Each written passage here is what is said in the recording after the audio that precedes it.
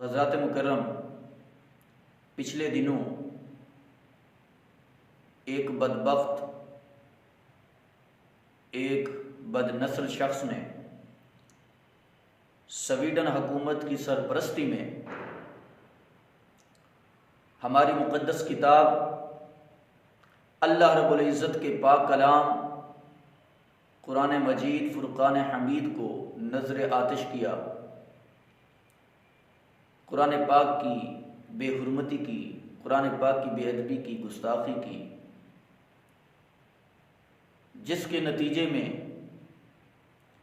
آج پوری دنیا، پورا عالم اسلام، مسلمانوں کا ہر بچہ سراپا احتجاج ہے۔ سویڈن حکومت کے خلاف مذمتی قراردادیں پیش کی جا رہی ہیں، سویڈن حکومت کے خلاف احتجاج کیا جا رہا ہے۔ کیوں؟ اس کی وجہ یہ ہے کہ اس دنیا کی سب سے بڑی دہشت گردی یہ اللہ رب العزت کے پاک کلام کی گستاخی ہے۔ سب سے بڑی سفاکی، سب سے بڑا ظلم، سب سے بڑی دہشت گردی قرآن پاک کی بے ادبی کرنا، قرآن پاک کی گستاخی کرنا ہے، قرآن پاک کی بے حرمتی کرنا ہے۔ اس لعین بدبخت نے، اس بد نسل سے شخص نے قرآن پاک کی گستاخی کر کے، قرآن پاک کی بے حرمتی کر کے پوری امت مسلمہ کے دلوں کو مجروح کیا ہے، پوری امت مسلمہ کے دلوں کو زخمی کیا ہے۔ سب سے بڑی دہشت گردی یہی ہے، سب سے بڑی سفاکی یہی ہے۔ اس لیے پوری امت مسلمہ آج اس کے خلاف سراپا احتجاج ہے، اور ہم قرآن کے ان دشمنوں کو، اللہ کے ان دشمنوں کو، ان لعین بد نسل اور بدبختوں کو یہ پیغام دینا چاہتے ہیں کہ اگر قرآن کی بے ادبی ہوگی، قرآن کی بے حرمتی ہوگی، قرآن کی گستاخی ہوگی تو مسلمانوں کا کوئی بچہ خاموش نہیں رہے گا۔ مسلمان دنیا کے جس کونے میں بھی رہتا ہوگا وہ تمہارا تعاقب کرے گا، چونکہ ہمارے دلوں کو مجروح کیا گیا ہے، ہماری مقدس کتاب کی بے حرمتی کی گئی ہے۔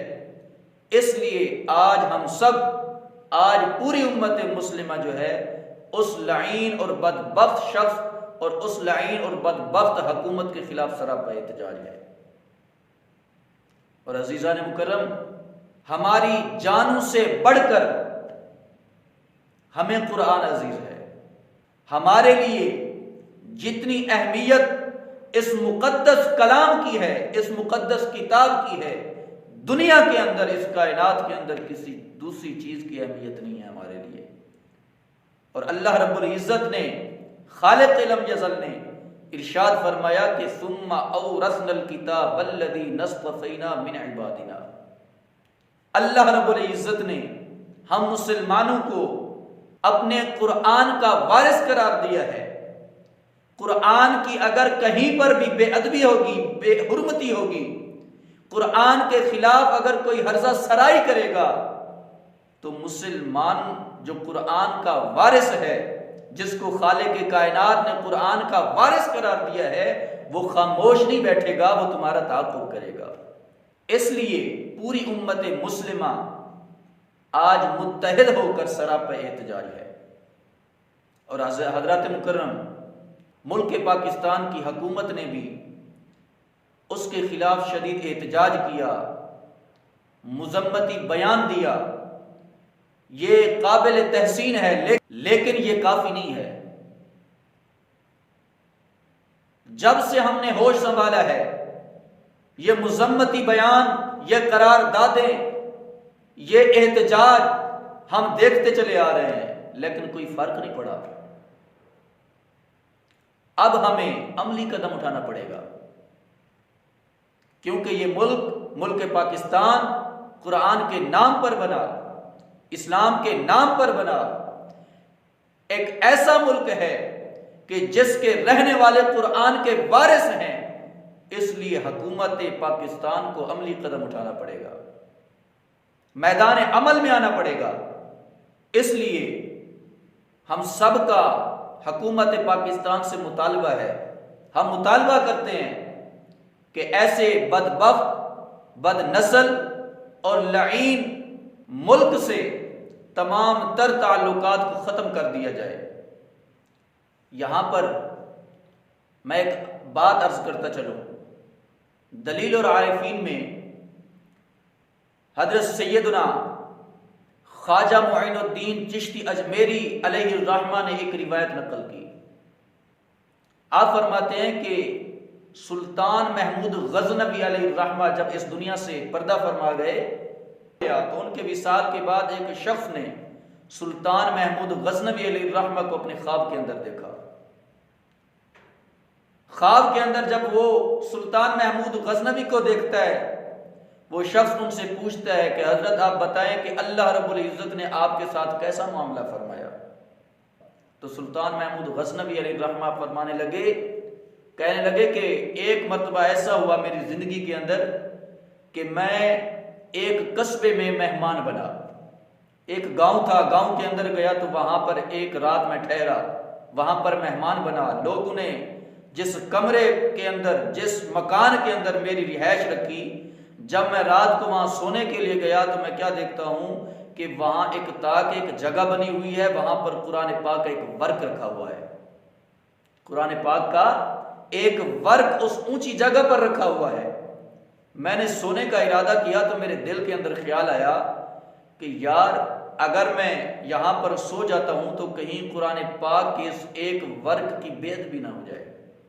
قرآن پاک کی بے ادبی کا جب میرے دل کے اندر خیال آیا تو میں نے پھر سوچا کہ پھر ایسا کیوں نہ کیا جائے کہ قرآن پاک کی اس ایک ورق کی جگہ کو تبدیل کر دیا جائے، قرآن پاک کے اس ایک ورق کو کسی دوسرے کمرے کے اندر تبدیل کر دیتے ہیں، میں یہاں پر آرام کروں گا۔ لیکن میرے دل کے اندر خیال آیا، پھر خیال آیا، کیا خیال تھا؟ وہ کہنے لگے کہ میرے دل کے اندر خیال آیا، اے سلطان محمود غزنوی، تو فقط اپنے آرام کے لیے، اپنی نیند اور اپنے سکون کے لیے اللہ کے پاک کلام کے ایک ورق کی جگہ کو تبدیل کرے گا؟ کیا اے سلطان محمود غزنوی تجھے یہ زیب دیتا ہے کہ تو اپنے آرام کے لیے، اپنے سکون کے لیے قرآن پاک کے اس ایک ورق کی جو ہے جگہ کو تبدیل کر دے؟ فرمایا کہ جب مجھے یہ خیال آیا تو میں نے قرآن پاک کا ادب کیا، قرآن پاک کا احترام کیا۔ قرآن پاک کے ادب اور احترام کی وجہ سے میں نے وہاں پر سکون نہیں کیا، آرام نہیں کیا کہ کہیں قرآن کی بے ادبی نہ ہو جائے، تو میں اس لیے اس کمرے کے اندر ساری رات جاگتا رہا، بیٹھا رہا، بیٹھ کر میں نے ساری رات گزاری۔ عزیزان مکرم وہ کہنے لگے کہ جب میں نے قرآن پاک کا یہ ادب کیا، یہ احترام کیا، تو خالق کائنات نے اس ادب اور احترام کی وجہ سے مجھے بخش دیا۔ تو عزیزان مکرم، دنیا کے کئی بادشاہ آئے، اس دنیا پر آئے، حکومت کر کے چلے گئے، لیکن ان کا نام کسی کو یاد نہیں ہے، ان کو کوئی یاد نہیں کرتا، ان کا کوئی ذکر نہیں کرتا۔ لیکن وہ لوگ جنہوں نے قرآن کا ادب کیا، جنہوں نے قرآن کے ایک ورق کا احترام کیا، قرآن کے ادب کو ملحوظ خاطر رکھا، آج صدیوں پہلے وہ اس دنیا سے گزر چکے ہیں، لیکن آج بھی دنیا کے اندر ان کو یاد کیا جاتا ہے، ان کو ذکر کیا جاتا ہے، اچھے الفاظ سے ان کا ذکر کیا جاتا ہے، اور ان کی سیرت پر کتابوں کو لکھا جاتا ہے۔